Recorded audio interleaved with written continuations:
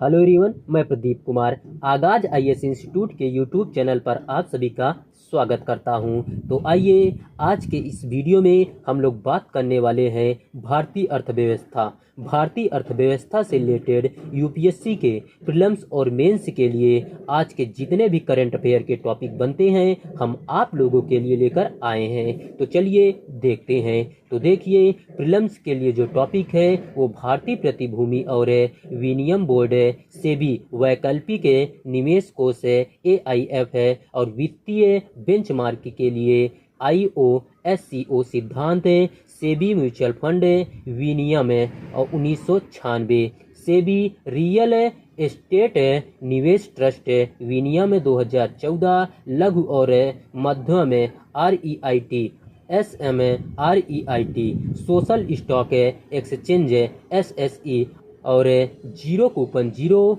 Principal instruments ZCZP। और mains के लिए जो टॉपिक है वो अंतर्राष्ट्रीय मानकों और सिद्धांतों के अनुसार सेबी द्वारा पूंजी बाजार के लिए मजबूत नियामक ढांचा और इसकी आवश्यकता और महत्व। तो चलिए हम यूपीएससी के प्रीलिम्स और मेंस के इन सभी टॉपिक के बारे में पूरे विस्तार से चर्चा करते हैं। तो देखिए चर्चा में क्यों है, आइए समझते हैं। तो देखिए, भारतीय प्रतिभूति और विनिमय बोर्ड SEBI बोर्ड ने प्रतिभूति बाजार में वित्तीय बेंचमार्क को नियंत्रित एवं प्रशासित करने में पारदर्शिता तथा जवाबदेही बढ़ाने हेतु सूचकांक के प्रदाताओं के लिए एक ढांचे को स्वीकृति प्रदान की है। तो चलिए अब हम लोग सेबी द्वारा बनाए गए नियम के बारे में जानते हैं। सबसे पहले हम लोग सूचकांक के प्रदाताओं के पंजीकरण हेतु ढांचा के बारे में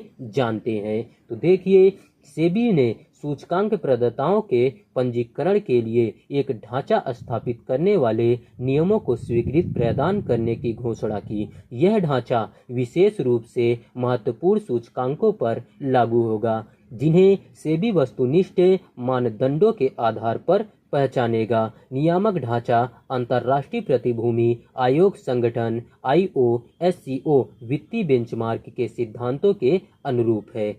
तो चलिए अब हम लोग AIF निवेश हेतु डिमेटेरियलाइजेशन अभौतिकीकरण की आवश्यकता के बारे में जानते हैं। तो देखिए, सेबी ने वैकल्पिक निवेश कोष AIF के लिए सितंबर 2024 के बाद किए गए नए निवेश को डिमटेरियलाइज्ड रूप में रखने की शुरुआत की। हालांकि मौजूदा निवेश इस नियम के अधीन नहीं है जब तक कि संबंधित कानून द्वारा आवश्यक न हो या जब तक AIF निवेशित कंपनी स्वयं या अन्य से भी पंजीकृत व्यवसायों के साथ संयोजन में नियंत्रित न हो। संरक्षकों की नियुक्ति या आदेश जो पहले विशिष्ट AIF श्रेणियों पर लागू होता है अब सभी AIF पर लागू होगा। तो चलिए अब हम लोग सेबी रियल एस्टेट निवेश ट्रस्ट विनियमों में संशोधन के बारे में जानते हैं। तो देखिए, सेबी बोर्ड ने real estate investment trust REIT के विनियमों में संशोधन को स्वीकृति प्रदान की ताकि कम से कम 50 करोड़ की संपत्ति मूल्य वाले लघु और मध्यम REIT SMREIT के लिए एक नियामक ढांचा तैयार किया जा सके। तो देखिए, विशेष परियोजना वाहकों SPV के माध्यम से लघु और मध्यम REIT SMREIT अपने रियल एस्टेट परिसंपत्ति स्वामित्व के लिए अलग योजनाएं स्थापित करने में सक्षम होंगे। तो चलिए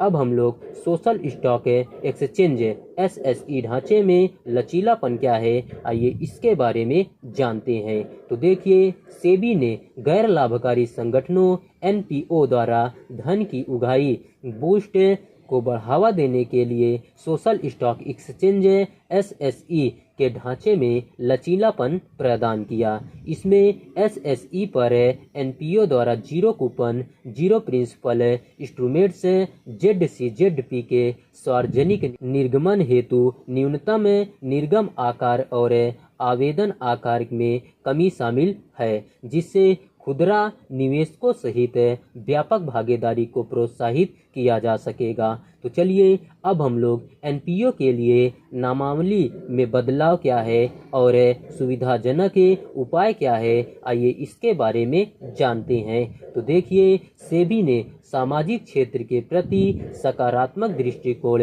व्यक्त करने के लिए नामकरण को सामाजिक लेखा परीक्षक से सामाजिक प्रभाव मूल्यांकनकर्ता में परिवर्तन को स्वीकृति प्रदान की है। इस उपाय का उद्देश्य एसएसई में शामिल एनपीओ को राहत प्रदान करना और सामाजिक प्रभाव पहल के लिए सेबी के समर्थन को सुदृढ़ करना है। तो चलिए अब हम लोग प्रमुख शब्दावली के बारे में जानते हैं। सबसे पहले हम लोग सूचकांक प्रदाता क्या है, आइए इसके बारे में जानते हैं। तो देखिए, यह वित्तीय सूचकांकों के मूल्यों उन्हें बनाए रखने और गणना करने के लिए जिम्मेदार संस्था है। वित्तीय सूचकांक वित्तीय बाजारों के एक विशिष्ट खंड के प्रदर्शन का एक सांख्यिकीय माप है।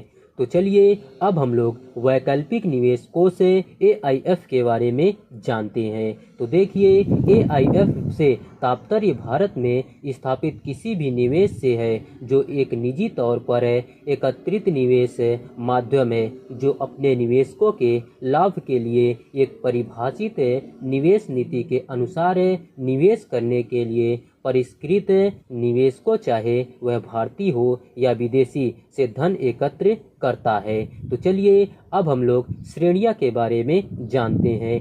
तो देखिए, सबसे पहले श्रेणी 1 एआईएफ देखते हैं। तो देखिए, सामान्यतः यह स्टार्टअप या शुरुआती चरण के उद्यमों में निवेश करते हैं जिन्हें सरकार या नियामक सामाजिक या आर्थिक रूप से वांछनीय मानते हैं, जैसे उद्यम पूंजी निधि, अवसंरचना निधि। अब श्रेणी 2 एआईएफ है। ये वे एआईएफ है जो श्रेणी 1 और 3 में नहीं आते हैं और जो सेबी वैकल्पिक निवेश निधि विनियम 2012 के नियमों के अनुसार दिन प्रतिदिन की परिचालन आवश्यकताओं को पूरा करने के अतिरिक्त अन्य लाभ या ऋण नहीं लेते हैं, जैसे रियल एस्टेट फंड, निजी equity fund.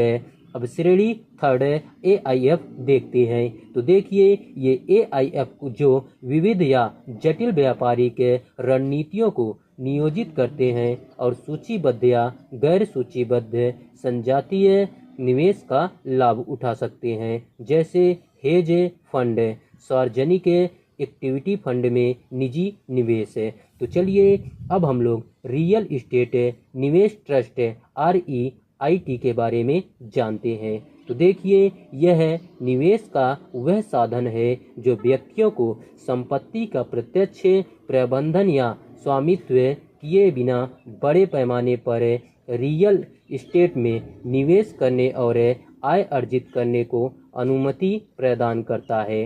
REIT real estate परिसंपत्तियों के विविध पोर्टफोलियो में निवेश करने के लिए कई निवेशकों से पूंजी एकत्र करता है, जिससे आवासीय या वाणिज्यिक संपत्ति, शॉपिंग सेंटर, कार्यालय, होटल आदि शामिल है। तो चलिए अब हम लोग सोशल स्टॉक एक्सचेंज SSE के बारे में जानते हैं। तो देखिए, SSE मौजूदा स्टॉक एक्सचेंज के भीतर एक अलग खंड के रूप में कार्य करेगा और सामाजिक उद्यमों को अपने तंत्र के माध्यम से सामान्य जन से धन एकत्रित करने में सहायता करेगा। यह उद्यमों के लिए अपनी सामाजिक पहलों हेतु वित्त प्राप्त करने, दृश्यता हासिल करने और धन एकत्रित करने और अधिक पारदर्शिता प्रदान करने के माध्यम के रूप में कार्य करेगा। तो चलिए अब हम लोग सेबी के बारे में जानते हैं। सबसे पहले हम लोग इसका परिचय जानते हैं। तो देखिए,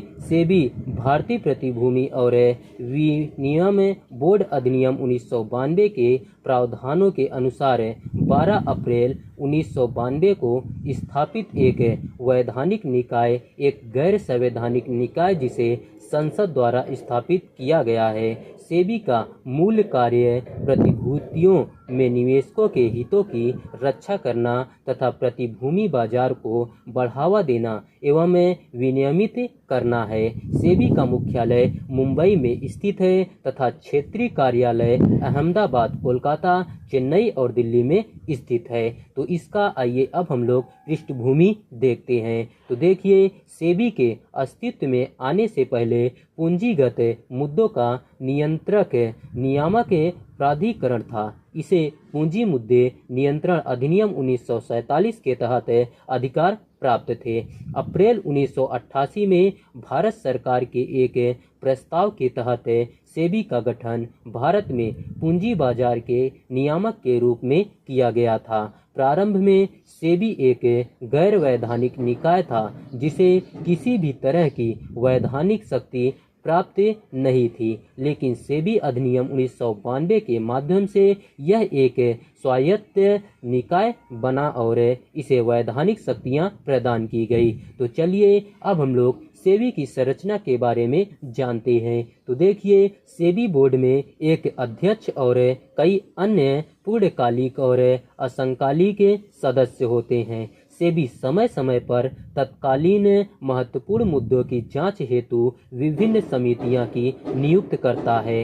इसके अतिरिक्त सेबी के निर्णय से असंतुष्ट संस्थानों के हितों की रक्षा के लिए एक प्रतिभूति अपीलीय न्यायाधिकरण का गठन भी किया गया है।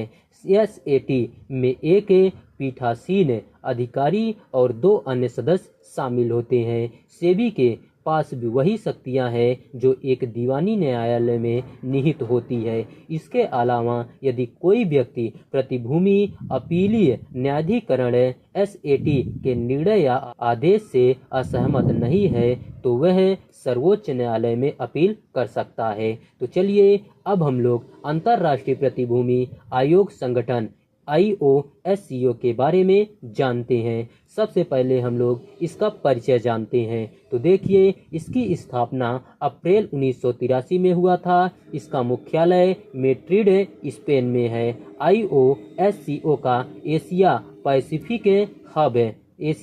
पैसिफिक हब कुआलालंपुर मलेशिया में स्थित है। यह एक अंतर्राष्ट्रीय संगठन है जो विश्व के प्रतिभूति नियामकों को एक साथ लाता है। IOSCO विश्व के 95% से अधिक प्रतिभूति बाजारों को कवर करता है तथा प्रतिभूति क्षेत्र के लिए वैश्विक मानक निर्धारक का कार्य करता है। यह प्रतिभूति बाजारों की मजबूती हेतु मानक स्थापित करने के लिए G20 समूह और वित्तीय स्थिरता बोर्ड FSB के साथ मिलकर कार्य करता है। वित्तीय स्थिरता बोर्ड FSB एक अंतर्राष्ट्रीय निकाय है जो वैश्विक वित्तीय प्रणाली के संदर्भ में अपनी सिफारिशें प्रस्तुत करता है। IOSCO के प्रतिभूति विनियम के सिद्धांतों और लक्ष्यों को FSB द्वारा तर्कसंगत वित्तीय प्रणालियों के लिए